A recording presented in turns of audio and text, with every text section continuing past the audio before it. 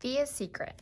A couple of days after spring break ended, Mom found out that Via hadn't told her about a school play that was happening at her high school next week. And Mom was mad. Mom doesn't really get mad that much, though Dad would disagree with that. She was really mad at Via for that. She and Via got into a huge fight. I could hear them yelling in Via's room. My bionic lobot ears could hear Mom saying, "But what is with you lately, Via? You're moody and tecturnal and secretive. What is so wrong with my not telling you about a stupid play?" Via practically screamed. "I don't even have a speaking part in it." "Your boyfriend does. Don't you want us to see him in it?" "No, actually, I don't." "Stop screaming. You screamed first. Just leave me alone, okay? You've been really good about leaving me alone my whole life, so why you choose high school to suddenly be interested, I have no idea." Then I don't know what Mom answered because it all got very quiet and even my bionic lobot ears couldn't pick up a signal. My cave. By dinner, they seemed to have made up. Dad was working late, Daisy was sleeping. She'd thrown up a lot early in the day, and Mom made an appointment to take her to the vet the next morning. The three of us were sitting down, and no one was talking. Finally, I said, "So are we going to see Justin in a play?" Via didn't answer, but looked down at her plate. "You know, Augie," said Mom quietly, "I hadn't realized what play it was, and it really isn't something that would be interesting to kids your age." "So I'm not invited?" I said, looking at Via. "I didn't say that," said Mom. "It's just I don't think it's something you would enjoy. You'd get totally bored," said Via, like she was accusing me of something. "Are you and Dad going?" I asked.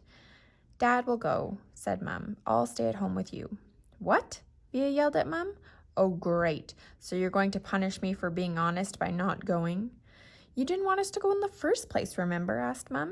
answered Mom. "But now you know about it, of course I want you to go," said Via. "Well, I've got to weigh everyone's feelings here, Via," said Mom. "What are you two talking about?" I shouted. "Nothing," they both snapped at the same time. "Just something about Via's school that has nothing to do with you," said Mom. "You're lying," I said. "Excuse me," said Mom, kind of shocked. Even Via looked surprised. "I said you're lying," I shouted. "You're lying," I screamed at Via, getting up. "You're both liars. You're both lying to my face like I'm an idiot." "Sit down, Augie," said Mom, grabbing my arm. I pulled my arm away and pointed at Via. "You think I don't know what's going on?" I yelled. "You just don't want your brand new fancy high school friends to know your brother's a freak." "Augie," Mom yelled, "that's not true." "Stop lying to me, Mom," I shrieked. "Stop treating me like a baby. I'm not retarded. I know what's going on." I ran down the hallway to my room and slammed the door behind me so hard that I actually heard the little pieces of the wall crumble inside the door frame. Then I plopped onto my bed and pulled the covers over top of me. I threw my pillows over my disgusting face and then piled all of my stuffed animals on top of the pillows like I was inside a little cave. I could walk around with a pillow over my face all the time, I would. I don't know how I got so mad.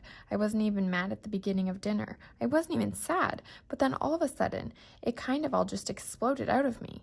I knew Via didn't want me to go to her stupid play, and I knew why. I figured Mom would follow me into my room right away, but she didn't. I wanted her to find me inside my cave of stuffed animals, so I waited a little more.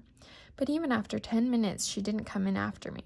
I was pretty surprised. She always checks on me in my room when I'm upset about stuff.